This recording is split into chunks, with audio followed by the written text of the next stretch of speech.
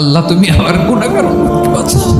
বিশ্বনবী পাগলের মতো একবার হাউজে কাউসারে যাবেন, একবার সিরাতে যাবেন, একবার পুলসিরাতের দিকে, একবার হাউজে কাউসারের দিকে পাগলের মতো দৌড়াতে থাকবেন, তার কোনো গুনাহগার উম্মত যাতে জাহান্নামে ঢুকে না যায়। কিয়ামতের ময়দানে ওই বিভীষিকাময় সময়ে মুসিবতের কালে মানুষগুলো পাগল হয়ে বিশ্বনবীকে খুঁজতে আরম্ভ করবে। সবাই মিলে বিশ্বনবীর কাছে যেয়ে বলবে, ইয়া রাহমাতাল লিল আলামিন, দেখেন আমাদের কি অবস্থা, সূর্যের আলোতে ঘেমে হয়রান, আজকে কেউ সুপারিশ করতে পারবে না।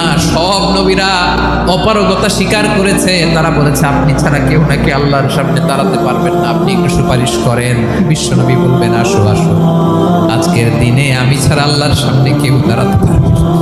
বিশ্বনবী মাকামে মাহমুদে যে আল্লাহু আকবার বলে সিজদায় লুটিয়ে পড়বেন, বিশ্বনবী এমন ভাবে অজর দ্বারায় সিজদায় লুটিয়ে পড়ে কাঁদবেন, রব্বুল আলামিনের রহমতের দরিয়ায় জোশ লেগে যাবে।